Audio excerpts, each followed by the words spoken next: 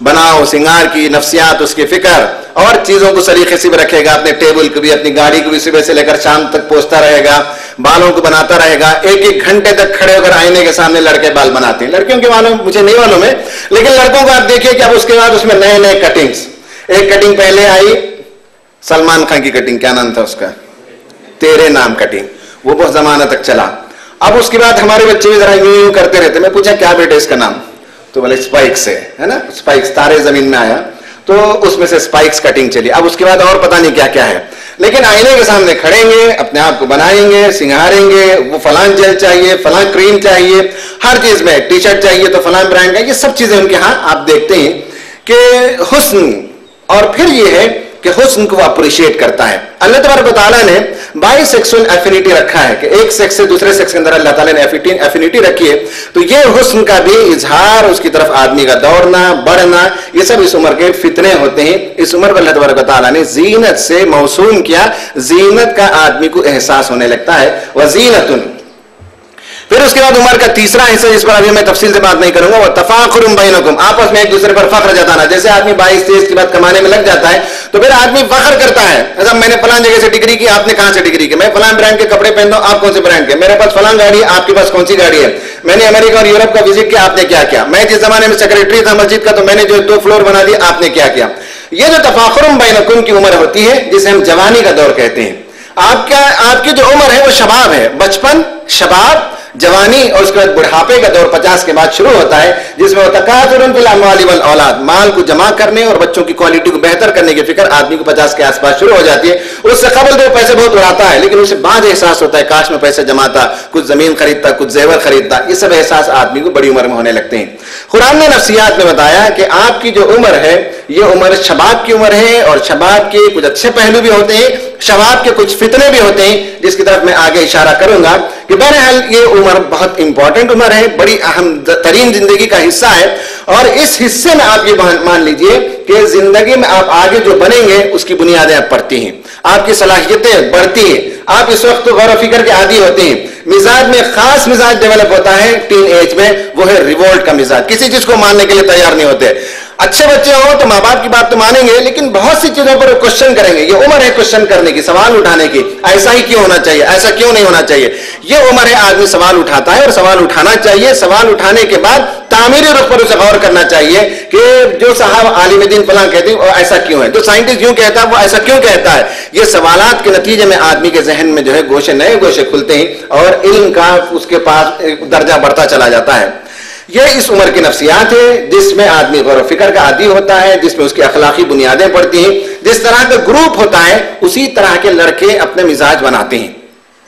Group formation as है 13 के बाद। इसमें आप देखेंगे खेलने वालों का ग्रुप अलग होता है, पढ़ने वालों का ग्रुप अलग होता है, छेड़खानी करने वाले लड़कों का ग्रुप अलग होता है। ग्रुप बनते हैं, ग्रुपबाजी ग्रुप होती है, और ग्रुप के अंदर से आदमी का मिजाज बनता है।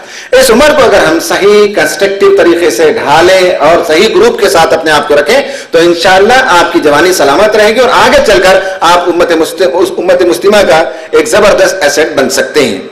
ये कुछ बात मुझे इस जवानी की उम्र के सिलसिले में अर्ज करनी थी। मैं आगे भी तालीम के मकसद पर बात करूंगा। मुझे आपसे यह सवाल करना है कि आप तालीम क्यों हासिल कर रहे हैं। आप यहां पढ़ रहे हैं, कोई बीएससी, कोई बीकॉम, मुझे नहीं मालूम क्या क्या यहाँ कॉमर्स भी है सर, कॉमर्स, साइंस, आर्ट्स सब है। हाँ, तो आप पढ़ते क्यों हैं? सवाल ये है, तालीम हासिल करने का मकसद आपके नजदीक क्या है? लड़कों से पूछते हैं पहले, क्या मकसद है?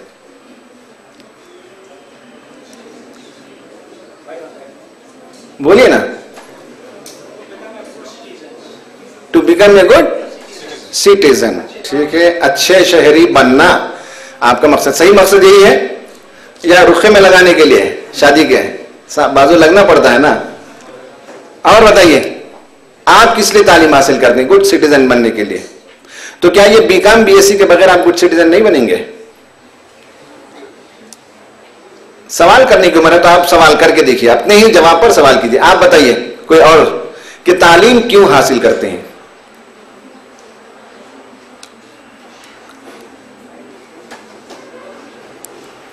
कश्मीर के नौजवान बहुत अच्छे हैं, कम बोलते हैं। To become a man of light, elite, क्या मतलब हुआ? इंसानियत। अच्छा, इंसानियत। खवातीन बताएं वो क्या बनना चाहती हैं, क्यों पढ़ती हैं, कॉलेज क्यों आती हैं?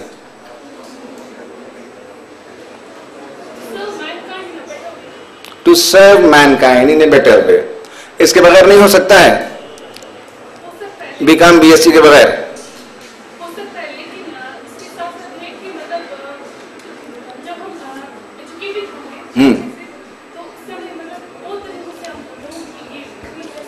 खिदमत बेहतर कर सकते हैं। शुक्रिया, जज़ाकल्लाह। आप सबका शुक्रिया कि आपने कुछ इनपुट दिया। सवाल यह है कि तालीम क्यों हासिल की जाती है?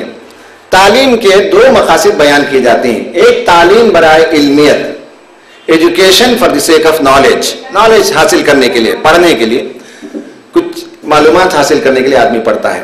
दूसरा है education for the sake of livelihood, आदमी पढ़ता है इसलिए कि अच्छी नौकरी मिलेगी, कॉर्पोरेट में जाएगा, बड़ी कंपनियों में जाएगा या जाएगी और वहां उसे अच्छी तनख्वाह मिलेगी और जबरदस्त जो है उसका मेयार जिंदगी बुलंद हो जाएगा। ये दो तालीम के मकासद बयान किए जाते हैं।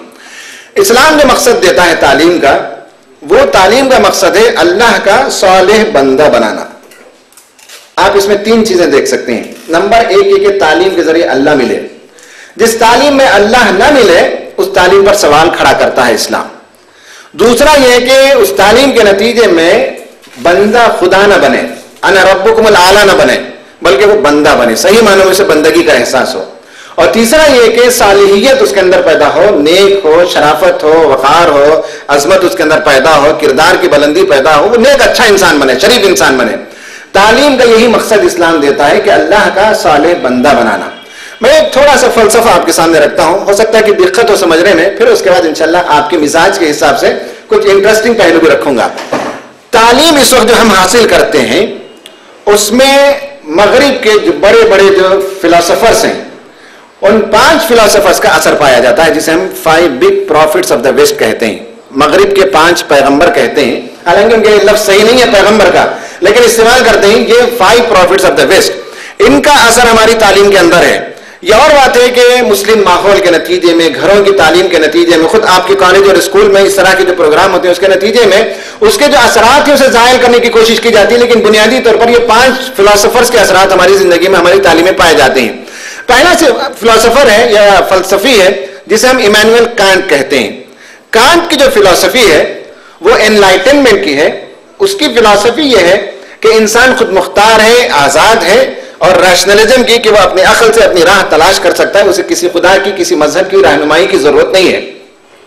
यहीं से फिर सेक्युलरिज्म और डेमोक्रेसी और बहुत से और मौजूद खुलते हैं, लेकिन बुनियादी तौर पर कांट की फिलॉसफी यही है कि इंसान खुद मुख्तार है और इंसान खुदा बनने की सलाहियत रखता है। उसका कहना है कि जब खुदा इंसान बन सका, यानी हजरत ईसा अलैहिस्सलाम की तरफ इशारा है क्रिश्चियन फिलॉसफी में कि जब खुदा इंसान बन सकता है तो इंसान खुदा बन सकता है और इंसान अपनी जिंदगी की रहनुमाई कर सकता है, अपना रास्ता खुद तय कर सकता है। ये पहला जो है फिलॉसफर है जिसने रास्ता खोला, रैशनलिज्म का रास्ता खोला कि अब हमें किसी और की रहनुमाई और हिदायत की जरूरत नहीं है। फिर उसके बाद दूसरा फिलॉसफर हम देखते हैं जिसका नाम है कार्ल मार्क्स, जिसने बताया कि जिंदगी का मरकज और महवर पेट है और पूरी इंसानी तारीख पेट के इर्द गिर्द घूमती है। इंसान दुनिया में आया है, पेट लेकर आया है और पूरे जिस्म को पेट ही के हवाले से देखता है।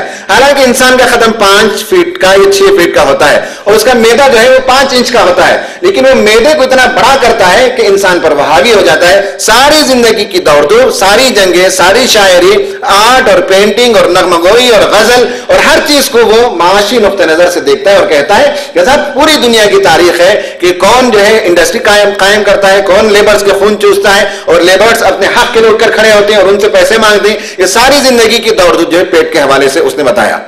हमारी तालीम में इसका असर है कि पढ़ते ही तलबा इसी नुक्ते नजर से कि साहब अच्छी से अच्छी कंपनी में जो है जॉब मिलेगा या कैंपस रिक्रूटमेंट होगा, उसके नतीजे में बड़ी बड़ी कंपनियों में जाएंगे वगैरह वगैरह, लेकिन इसकी छाप हमारी तालीम में जरूर पाई जाती है। तीसरा जो फिलोसोफर है उसका नाम है सिगमंड फ्राइड। उसने बताया कि सारी जिंदगी का मरकज़ महवर जो है वह शर्मगाह है और सेक्स है और पूरी जिंदगी को उसने उसी के हवाले से लिखा। क्योंकि मेरी दिलचस्पी का मौजूद साइकोलॉजी है, इसलिए मैंने तफसील से उसे देखा है। अब मौका नहीं हम तफसील से बताएं, लेकिन पूरी जिंदगी को उसने सेक्स के हवाले से बताया। और हद यह है सिफलपन की, और हद है कमीनगी की, और हद है नीचेपन की, कि वो कहता है कि अगर बाप अपनी बेटी को सीने से लगाता और प्यार करता है तो उसमें भी जिनसी जो है जज्बा कारफरमा होता है। यहां तक उसने उस बात को लिखा, उसके बहुत तफसीलात उसने इल्मी दलाइल बयान की पूरी जिंदगी। अब आप देखिए कि इस वक्त पूरा मीडिया जिस चीज को उभारता है वो यही है कि इंसान के अंदर जिनसी अनारकी, जिनसी बेरहरवी, जिनसी शहवत को उभारना, गाने बजाने और सीडीज और पॉप म्यूजिक और रॉक म्यूजिक और रैप म्यूजिक, ये सारी चीजें किस चीज की तरफ ले चलती हैं। और तलबा की जो दिलचस्पी है वो आप देख सकते हैं कि चलते हुए रहेंगे कॉलेज के बाद, अब उनके कान में जो है ईयरफोन लगे होंगे और जेब में जो है उनका वो MP3 प्लेयर होगा या उनका सेलफोन होगा। मुझे कभी कभी लगता था सब बहुत बड़े साइंटिस्ट होंगे, अभी कुछ कन्वर्सेशन चांद में जो गया है, चांद में या जो सैटेलाइट्स हमारे जाते हैं वहां से कुछ कम्युनिकेशन होता होगा, ये लड़के जो नोट करते होंगे। लेकिन बाद में मुझे मालूम है कि बस वो गाने सुनते हैं, उसके अलावा कुछ और नहीं है जो सुनते हैं कान में लगाकर, जिंदगी उसमें मसरूफ होती है। तो मालूम हुआ कि साहब फ्राइड का असर हमारी तालीम में है, और वो ये तालीम में यह असर है कि उसमें जिनसी अखलाकियात को कम से कमतर और कमजोर से कमजोर तर किया जाए। इसके नतीजे में आप देखते हैं कि पूरे समाज में इसका असर पाया जाता है। पहले होता है कि लड़का जब बड़ा होता था उसके बाद शादी की उम्र आती थी तो अरेंज्ड मैरिजेस होते थे, आपको मालूम है यही होता था। उसके बाद थोड़ा सा नीचे उतरा समाज तो अरेंज्ड मैरिजेस से नीचे एक दूसरी शादी की किस्म आई। वो क्या किस्म है? लव मैरिजेस शुरू हुए, ठीक है ना। अब लव मैरिज में इंसान क्या देखता है? गर्दन सुराहीदार हो, होंठ जो है गुलाब की तरह हो, बाल जो है वो कौन से सनसिल्क एडवर्टाइजमेंट में जो लड़की आती है बाल उसकी तरह हो, और फला ऐसा हो फला ऐसा, उसकी बुनियाद पर आदमी शादी करता है। उसके बाद ये सब शुरुआत में मसाइल मालूम होते हैं कि असल में ये रंगत, ये जिल्द की रंगत, ये उसके बालों का खुलापन, या उसकी जो गर्दन की सुराहीदार होना, या उसका होंठों का गुलाब की तरह होना, ये जिंदगी की गाड़ी को खींचने के लिए पेट्रोल का काम नहीं देते। जिंदगी में असल में अखलाक, किरदार, मिजाज का काम करता है, और वहां जाकर गाड़ी के अंदर जो खड़खड़ाहट शुरू हो जाती, प्रॉब्लम शुरू हो जाते हैं। लव मैरिजेस, इसलिए कि मेरे पास आए दिन मसाइल आते रहते हैं लव मैरिजेस के, उसके टूटने के, और उसे सॉल्व करने, उसकी काउंसलिंग करने के मसाइल आते हैं। फिर उससे नीचे समाज उतरा तो और क्या हुआ? क्या हुआ? लिव इन रिलेशनशिप, साथ में रहेंगे, कुछ दिन देखेंगे, तजुर्बा करेंगे, सेट हो जाए तो शादी करेंगे, सेट ना हो तो शादी नहीं करेंगे। जैसे टेस्ट ड्राइव करते हैं, कोई गाड़ी लेना हो तो टेस्ट ड्राइव करते हैं, देखे ना, गांव में भी चला के देखते हैं, नेशनल हाईवे में भी चला के देखते हैं, स्पीड भी चलाते हैं, स्लो भी चलाते हैं, सब देखने के बाद सेट हुआ तो गाड़ी लेंगे ना, वरना दूसरे ब्रांड में चले जाएंगे। सुजुकी पसंद नहीं है तो फिर और किसी और में जाएंगे, सैंत्रो में। टेस्ट ड्राइव का नाम है उन्होंने रखा लिव इन रिलेशनशिप, जो आज शहरों में, मुझे नहीं मालूम, मैंने कहा कि मैं अपने पस मंजर में बयान करता हूं, बेंगलुरु में तो यह कल्चर आम होता चला जा रहा है। अच्छा, लिव इन रिलेशनशिप में भी था ये कि लड़का लड़का का रोल प्ले करता, लड़की लड़की का रोल प्ले करती थी। लेकिन अब ये हुआ कि सब क्यों दोनों अपना अपना रोल प्ले करें, लड़का क्यों ऐसा करे? तो अब दोनों ने ये तय किया कि नहीं, दोनों अपना अपना रोल नहीं प्ले करेंगे। उसके बाद एक और तस्वीर आया, उसके नीचे लिव इन रिलेशनशिप के नीचे आया, उसका नाम है डिंक्स। डिंक्स का मतलब है डबल इनकम नो किड्स, साथ में रहेंगे, दोनों कमाएंगे, बच्चे नहीं जनेंगे। कभी मर्द कपड़ा धोएगा और औरत बाजार जाएगी, कभी जो है मर्द जो है घर साफ करेगा और औरत जो है अकाउंट्स करेगी। डिंक्स का तस्वीर ये भी शहरों में बहुत आम है। फिर उससे नीचे उतरा, नीचे समाज उतरा तो और बुराइयां आई जो इस वक्त बयान करने के लायक नहीं है। फ्राइड का असर हमारी तालीम में पाया जाता है। मैं अर्ज कर रहा था, 3 फिलोसोफर्स का मैंने जिक्र किया। पहला कौन था? कांट, दूसरा कार्ल मार्क्स, तीसरा सिगमंड फ्राइड, चौथा है नीत्शे। नीत्शे ने यह फिलॉसफी दी कि माइट इज राइट, जिसकी लाठी उसकी भैंस, जिसका डंडा उसका कानून चलेगा। और माइट इज राइट के नतीजे में आप देखते हैं, और उसने तो यहां तक लिखा कि मजहब जो है सबसे बदतरीन दाग है इंसानियत के चेहरे पर। क्रिश्चियनिटी को कहता कि यह दाग है, और कहता है कि साहब इंसानों पर रहम नहीं करना चाहिए। क्रिश्चियनिटी की बदतरीन उसकी जो बुराई है वो ये है कि इंसानों के अंदर रहम करना सिखाती है ईसाइयत। इसलिए उसने ईसाइयत के खिलाफ बहुत कुछ मजमून लिखा और कहा कि जंगों को आम करना चाहिए। दुनिया में 2 ही नस्लें होती हैं, एक इलाइट क्लास होता है जो दुनिया में हुक्मरानी के लिए पैदा हुआ है, और एक है सब्जुकेटेड क्लास जिस पर हुक्मरानी की जाती है। और यही वो फिलॉसफी जो आगे आप देखते हैं कि जो आदमी जितने पोजीशन पे गया वहां अपनी हुकूमत चलाता है। एक म्युनिसिपल काउंसलर बना तो आप देखते हैं कि उसके अंदर नीत्शे का एक हिस्सा पाया जाता है। फिर उससे थोड़ा सा ऊपर गए, एमएलए बना, एमपी बना, मिनिस्टर बना, जो भी जैसे जैसे ऊपर बढ़ेगा तो उसके अंदर नीत्शे की ये सिफत या उसका ये प्रिंसिपल आपको मिलेगा कि माइट इज राइट। इन सब के बाद ये 4 फिलोसोफर्स हो गए, इन सब का बाबा आदम बाद में पैदा हुआ। और उसने बताया, चार्ल्स डार्विन ने, कि इन चारों लोगों ने जो कुछ कहा वो सही है, इसलिए कि इंसान तो बंदर की औलाद है। अब बंदर की औलाद से क्या तवक्को रखेंगे सेक्स के मामले में वो किरदार हो, किस दरख्त का खाए, किस दरख्त से ना खाए, और किस बंदर से लड़े, किस बंदर से न लड़े, इसके लिए क्या अखलाकियात हो सकते हैं? बंदर के लिए कोई अखलाकियात है? नहीं है। जब इंसान भी बंदर की औलाद है तो इसका यह मतलब हुआ कि नीत्शे भी सही है और डार्विन भी सही है और फ्राइड भी सही है और सब सही है। सब पर उसने मोहर तस्दीक सब कर दी और बताया कि स्ट्रगल फॉर एग्जिस्टेंस और सर्वाइवल ऑफ द फिटेस्ट, ये हमारा इम्तिहान का निजाम, ये बच्चों के दरमियान मुकाबले, और उसके बाद जो है जो कमजोर है वो दब जाता है और जो पावरफुल है वो गालिब आ जाता है। ये हमारी तालीम ने इन पांचों फिलॉसफी का असर अपने अंदर लिया और इसके प्रोडक्ट के नतीजे में आप अगर इंसानियत तलाश करते हैं, अखलाक तलाश करते हैं, उम्मत से हमदर्दी तलाश करते हैं, उम्मत के लिए रहनुमा तलाश करते हैं, तो यह बस हो जाता है, इसलिए कि इस तालीम के अंदर यह असर है। लेकिन अल्लाह का फजल है कि उम्मत मुस्लिमा में जहां जहां इस तरह के इदारे बने, का वो ये कॉलेज हो या और इदारे हो, ये इसीलिए मुसलमानों ने तवज्जो दी कि पढ़ाएंगे तो मौजूदा निसाब, लेकिन उसके बीच में जो को करिकुलर एक्टिविटीज होते हैं, जो एक्स्ट्रा करिकुलर एक्टिविटीज होते हैं, उसके नतीजे में इसके जो ड्रॉबैक्स है, इसकी जो खराबियां हैं, उसको ऑफसेट किया जाए, उसकी कमजोरी को दूर किया जाए। इसके लिए जो माशाअल्लाह इस तरह के इदारे, इस तरह के प्रोग्राम उम्मत के अंदर एक जगह नहीं, दो जगह, हर जगह मुसलमानों ने इसकी कोशिश है कि अपने इदारे बनाए, अपने अंजुमने बनाए, अपने कॉलेजेस बनाए, ताकि उम्मत